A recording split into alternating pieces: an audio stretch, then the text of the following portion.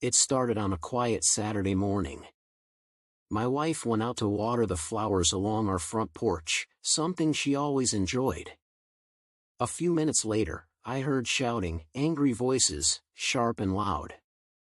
By the time I reached the door, 2 HOA enforcers were standing inches from her, one of them with his hand on her arm.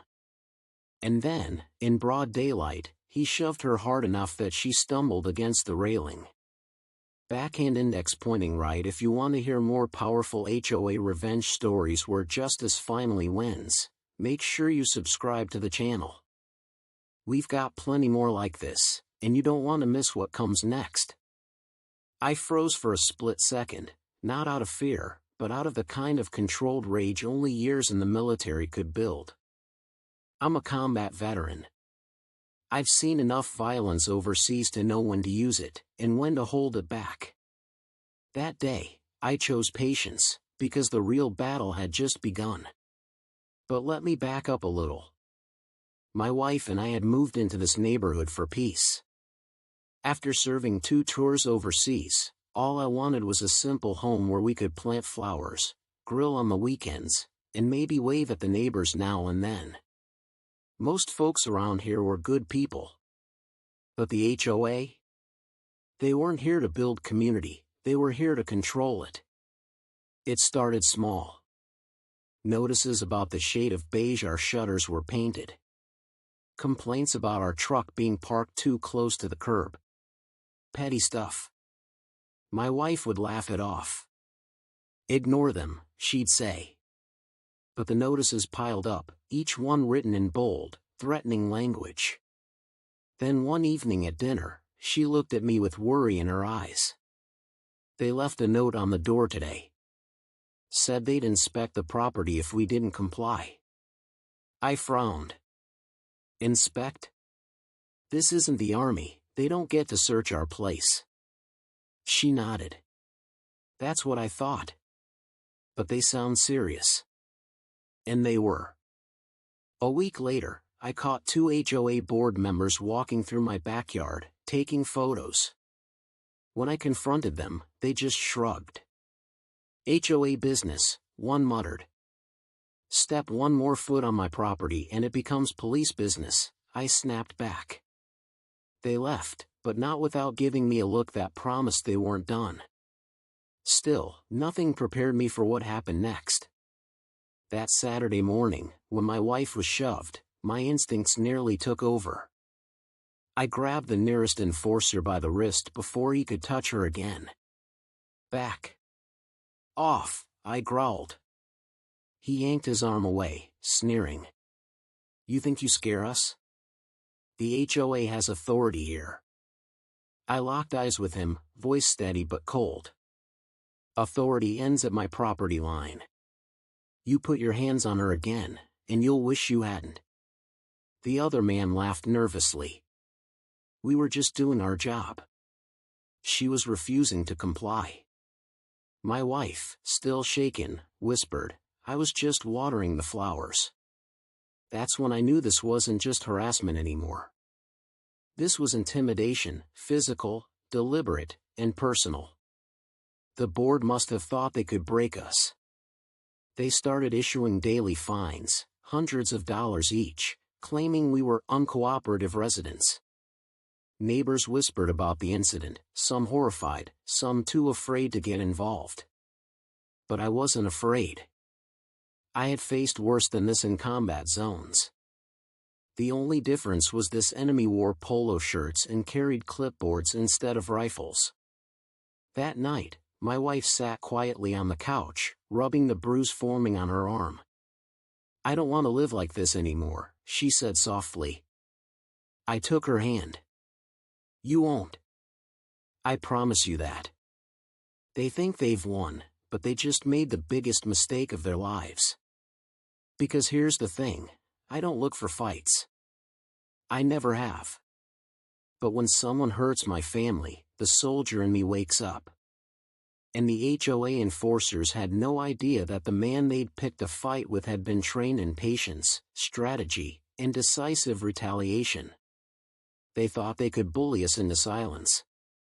Instead, They had just declared war, and this was one battlefield where I intended to win. That night, after I promised my wife she wouldn't have to live in fear anymore, I went into my garage and dusted off an old box.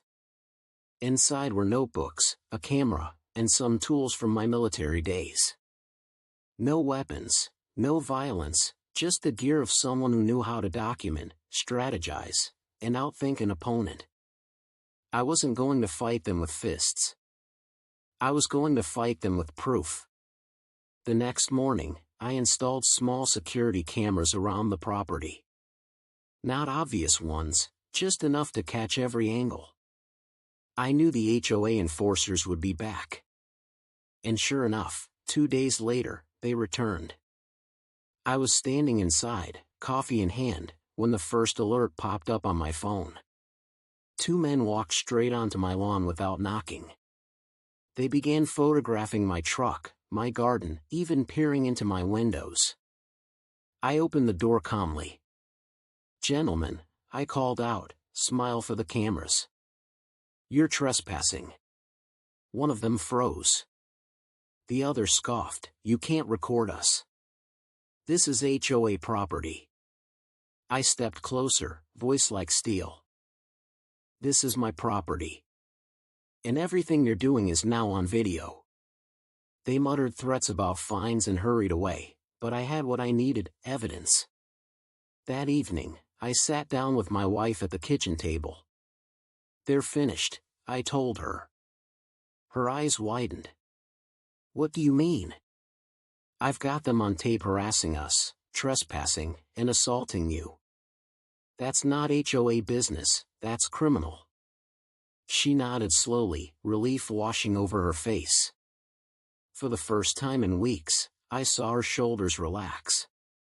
But I didn't just stop there. The next HOA meeting was packed.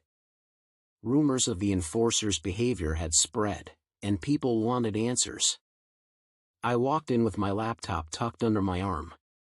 Karen, the HOA president, was sitting at the head of the table, smug as ever. "We'll begin," she announced. "First order of business, continued noncompliance by Mr. Thompson." I stood. "Actually, the first order of business should be this." I connected my laptop to the projector. The room fell silent as the footage rolled, my wife being shoved, enforcers trespassing, one of them laughing as they threatened more fines. Gasps filled the air. A neighbor muttered, "That's assault." Another shouted, "You can't do that." Karen tried to stand. This is out of context," I cut her off. "There's no context where shoving a woman and trespassing is legal. You don't run this neighborhood like a dictatorship. And from this day on, I won't allow it." The enforcers at the back of the room shifted uncomfortably, sweat visible on their brows. One of them stammered, "We were just following orders." I fixed him with a stare that could have frozen stone. "That excuse didn't work in war zones, and it doesn't work here. You chose to lay your hands on my wife. You'll answer for that." The next day, I filed a police report. With video evidence and witness statements from neighbors who'd heard the shouting, the case was strong. The officers didn't hesitate. Both enforcers were arrested for assault and trespassing. But the fallout didn't stop there. At an emergency HOA meeting, the community demanded Karen's resignation. Her smugness crumbled under the weight of her own arrogance. She tried to defend herself, but the members shouted her down. By the end of the night, she was out, stripped of authority and reputation. Neighbors I barely knew shook my hand afterward. "Thank you for standing up to them," one said. Another added, "We were all scared, but you showed us we didn't have to be." Weeks later, the HOA was restructured with new leadership, neighbors who actually believed in fairness. The bogus fines were wiped away, new rules were drafted with homeowner input, and, most importantly, respect was restored. As for the enforcers, one lost his job, and the other moved out of the county altogether. Karen, she sold her house and disappeared without so much as a goodbye. Now, when I sit on the porch with my wife in the evenings, watching her tend to the same flowers she once feared she'd have to abandon, I feel a quiet peace. Not because I fought with fists or anger, but because I used discipline, patience, and the tools I carried home from my service. The moral is simple: bullies thrive on fear. But when you stand your ground,